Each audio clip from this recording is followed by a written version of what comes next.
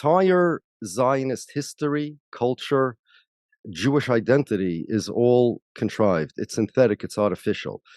People sat down, and they still do today. There are think tanks, JPPI, and various others like that. And they think, how could we further advance Zionism? How could we change the story? How could we better the story? How could we progress? How could we get more followers? And one of the things they did was they wanted to make Jews appear as if they are organically connected to the Holy Land, but not from a religious perspective, not from a spiritual perspective, not from a God-centric perspective, rather from a national perspective. What's up, family? This is your man, not your boy, bringing you another gold nugget that you can either pick up or you can just kick it aside. Yeah, I'm here in Brazil, in Sao Paulo, but I want to bring you all this video because here it is as a rabbi, Jewish rabbi, who is exposing the whole intentions of the Zionists, Netanyahu, who they have stolen the identity of what a Jew is. That they have also created this state of Israel by taking people's land, as well as stealing identities from those who are Jews, and yet we see the lie that has been presented to the world by the Zionists. Enjoy the video and add this to your library. Today's guest is Rabbi Yaakov Shapiro, an international speaker, author, and rabbi for over 30 years. He's a well-known critic of Zionism, and his most recent work, The Empty Wagon, Zionism's Journey from Identity Crisis to Identity Theft, is a 1,381-page treatise on the differences between Judaism and Zionism. Zionism itself was created as a substitute for Judaism, a replacement for Judaism, and a way to negate Judaism. Yeah, so that takes us to our first question. What is a Jew? Zionists are unable to answer because they negated the real definition. When I say the real definition, I mean the only intellectually consistent one. Being a Jew, in the most accurate way to describe it, is a job description given by God. God said, you are deputized into this religion, you are obligated to fulfill these commandments, whether you do them or not. The obligation, the job description, defines you as a Jew. Now, the Zionists didn't want this definition of Jew. The Zionist plan was to change, to end anti-Semitism by changing Semitism as far as Jews are concerned, by eliminating that. The problem with the original plan, assimilation, is that it didn't work. In the late 1800s, there were pogroms, primarily in Russia, which showed the Zionists, or the assimilated Jews actually, that assimilated Jews are still Jews and they're still hated. But now that's where the identity crisis comes in. The subtitle of my book is Zionism's Journey from Identity Crisis to Identity Theft. The Zionists didn't understand this. They were thinking, why do people hate us if we're just like the Gentiles? We're just regular Russians. Why do they look at us as Jews? That's a very good question. I once asked an anti-Semite, a real famous, I don't want to say his name, real famous anti-Semite, how do you decide who's a Jew? He says, well, whoever identifies as a Jew is Jewish. The Zionists had said to themselves, hey, we don't want to be Jews, but the Gentiles won't let us be Gentiles. So what are we? That was the identity crisis. And many scholars have used that phrase in various contexts. It was an identity crisis. So they came up with what I call identity theft. We're going to change the definition of Jew. Nationalism was just starting in those days. This was the 1800s. It was the Balkan people and others. Nation states started being formed in those days. And they said, hey, nationalism worked for so many people, let it work for the Jews as well.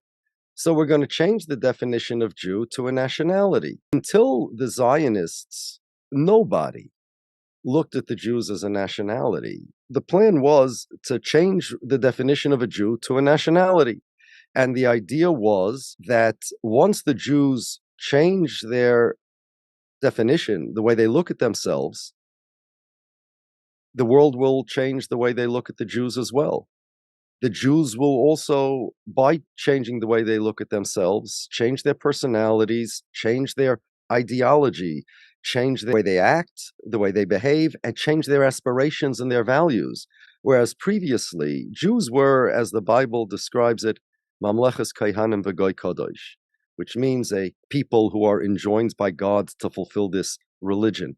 And the Jews themselves, about 1,000 years ago, were the ones that suggested they live in ghettos. They wanted to be separate, socially and culturally separate from the rest of society, loyal to the countries that they live, absolutely, but culturally and socially separate because we have our own laws, we have our own lifestyle, and they were. There were assimilated Jews that didn't like that, and when they had a chance to break out of the ghetto, they did, thinking, as I mentioned, that assimilation is going to end anti-Semitism and they're going to be like everybody else. When they saw that didn't work, then they tried nationalism. Nationalism is another name for Zionism, Jewish nationalism. That's all Zionism is. But the thing to know about Zionism is that whereas the Kurds, for example, look at themselves as a nationality and they're trying to find a state, right? The Jews never did. The Zionists had to convince the Jews that you are not what you think you are. You are not the Mamleches Kaihanim V'Goy Kodosh. You are not a people who are enjoined by God to fulfill this religion, these religious laws. You are a nation. You need a language. You need a flag. You need a country. Because Jews didn't share a language for 2,000 years. More than for thousands of years, we hadn't spoken Hebrew. In biblical times they did, but that wasn't the national language of the Jewish people, meaning that's not what united us into being a people. The only thing that united us into being a people is our Torah, our faith. It was so well known that this quote that we are only a people because of our faith, it's over 1,000 years old, and it was like the meme of Jewish identity. Even Theodore Herzl mentions it in his diary. Everybody knew that. The Zionists had to change that. And because Jews had no flag, they had no common language, culture, or land, the Zionists had to provide them with it. The Zionists set out to synthesize a new nationality. But instead of creating a new nationality out of nothing, Herzl stand and we'll call like ourselves the Canism that you refer to. the Canaanim, yes. Yeah. So, yes, very good. There was this small group of kind of like Zionists called the Canaanim that decided to create a new nation. The Canaan is named after the people who were occupying, who were living in the Holy Land before Joshua came in there and conquered it. And they decided, okay, we're gonna make a new nationality. We're the Canaanim. It didn't never hit it off because why would anybody identify with that? So the Zionists, Theodore Herzl mostly had this brilliant idea. You know, if you want to if you want to change your identity, a witness protection program or something, you can get the government to give you a whole new identity, and that'll work. But there's a lot of resources and time and effort spent to create such. There's another way to do it that's easier. Kill somebody that's around your age, steal his papers, steal his birth certificate, steal his license, steal his identity, and you're him. That's what the Zionists did to the Jews collectively. We're going to erase Jewish identity. We're going to take their history, change it a bit. We're going to take their identity. We're going to take their self-image. We're going to take Jewishness, and we're going to make it into Zionism. We're going to get the Jews a flag. There was a Zionist flag before there was a state of Israel. We're going to get the Jews a language. There was a Zionist language. Modern Hebrew was created by the Zionists before there was a state of Israel because they wanted to supply the Jews with national characteristics, national symptoms, national equipment. They redid history, redid ideology, and just started creating cultural centers and schools and an entirely new, it was a social engineering project. But one thing they were unable to steal, and that's the definition of a Jew. considering what the definition of a Jew is, it depends on Torah law. Whoever the Torah says is obligated in the commandments is a Jew. So now, how are the Zionists going to define a Jew? Judaism, what value is the Holy Land? The Holy Land is the Holy Land. That's what it is to us, a holy land. It's not a national homeland. It's a wonderful place, and the borders of the Holy Land are not exactly the borders of Israel. The southern town Eilat is not part of our Holy Land, and southern Lebanon, somewhere south of Beirut, is the Holy Land. They couldn't even decide whether they wanted the Holy Land or somewhere else. You know, they Yes. had the Uganda plan, they had other Yes. things. And Theodore Herzl, who was the masterminds behind Zionism, he said, no, listen, guys, we want the Holy Land because remember, this is like identity theft. He didn't use these words. I'm paraphrasing, of course. He said, for marketing purposes, we need to get the Jews to identify with our movement. So we're going to use Jewish symbols, phrases that are familiar, concepts that are precious, and we're just going to twist them a bit. The problem is you cannot have a Jewish country, a Jewish state, the way they define a Jewish state, and also be a democracy. And if they want to retain it as a Jewish state, that's the cause of the problem. So the problem is that Israel calls itself the Jewish state. Israel is the only country in the world that claims that it is not the country of its citizens, it's the country of the Jews. This is the point that causes the problem.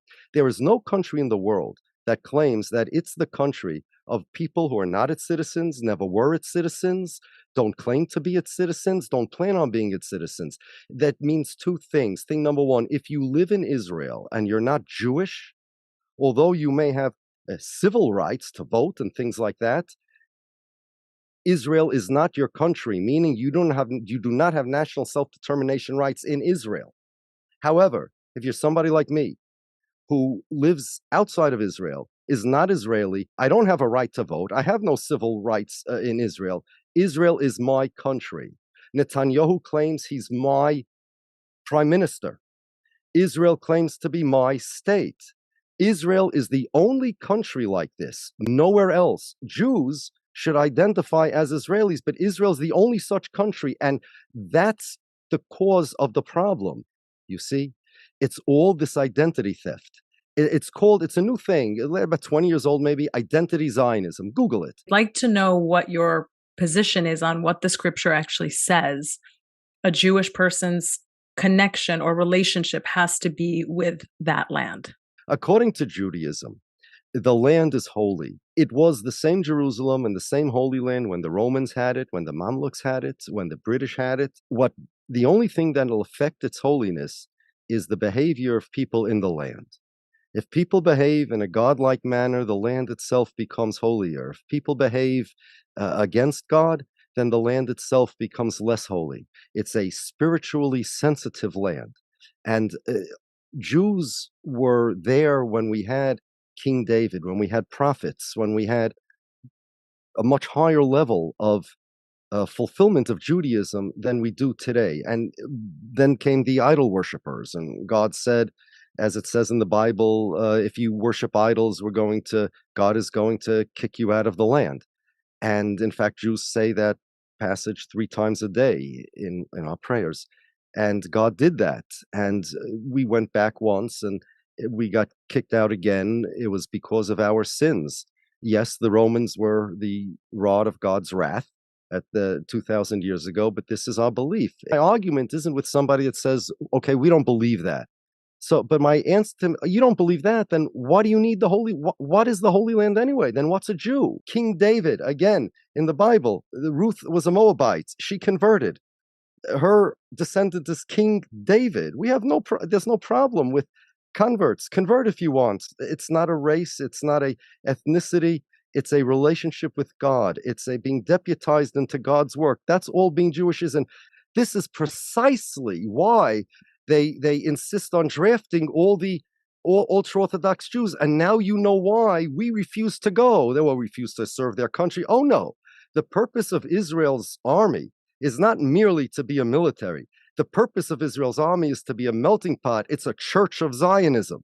You know that they teach about Judaism and Jewish identity in the army? It's ridiculous. The army is their church of Zionism. In the Talmud, there are sections that discuss not technical legal Jewish law, but morals and religion and theology. It's called Agadah. In modern Hebrew, that word means a fairy tale. You see what they did? They did this. They changed the Hebrew accent to make it more Middle Eastern. This is it, you know?